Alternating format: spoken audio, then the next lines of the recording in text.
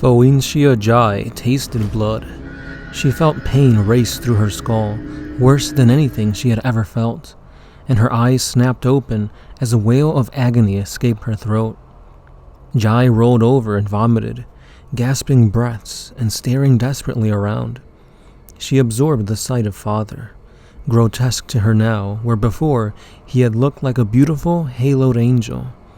She saw the sprawled bodies of the cultists she had led to their deaths, and the glassy-eyed stares of the handful who still lived. A few sat, rocking and muttering to themselves. Others were roaming the chamber, as though searching for something, or sobbing over the burnt and mangled bodies of the dead. I did this, she thought, and the idea threatened to break her sanity. She had been so sure that her cause was righteous, so determined that victory and ascension were worth any price. She looked again, in disgust at the burst and splattered monster she had once called Father. How, she thought, and fresh horror coiled up inside of her, forcing her to gag and retch once again. How did I ever believe this monster was a god? Fear gripped her then, and a sense of loss and confusion so profound that a moment she considered simply raising and wading into the vicious slime of Father's pool. Its digestion fluids wouldn't take long to break her body down. She knew, and she thought of agonizing self-flagellation followed by oblivion had a certain appeal. She shook her head. No, she couldn't, just yet.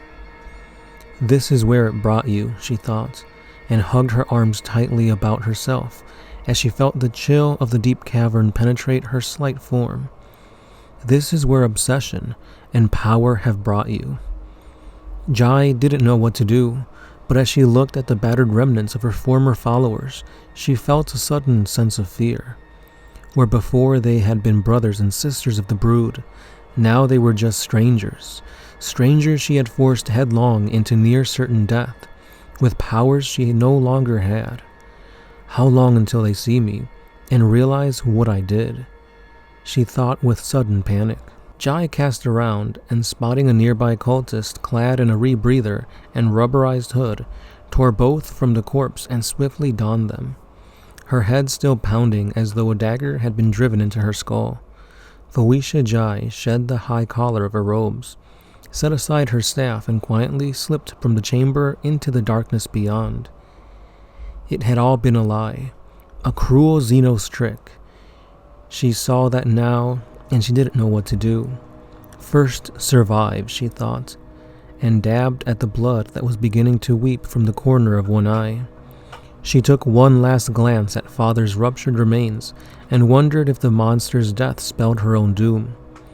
As the daggers of pain in her skull worsened, Jai could well believe it, still numbed by the fear and remorse she could barely begin to process, possessed by the simple desire to survive if she could.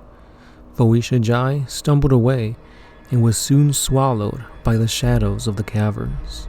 So here we see what happens to the Magus of the Gene Stealer cults after they're cut off from the patriarch of the cult itself. So it turns out that it's more of a kind of warp connection than an actual biological connection that causes the cult to act for the behalf of the Tyranids. And honestly, they can be snapped out of it, and it's really difficult to see how humans would follow a Tyranid, but they do it through synaptic warp control, and that's what you see here. So if there is a Tyranid infestation, it's always best to cut it off at the head, at the patriarch, instead of going for the grunts, which could be like the grotesques, the hybrids, etc. And that's all we got for today, guys. Stay subscribed for more Halloween-themed videos to come, and as always, it's been the Sound Alchemist, part of One Mind Syndicate, and I'll see you in the next one. Peace.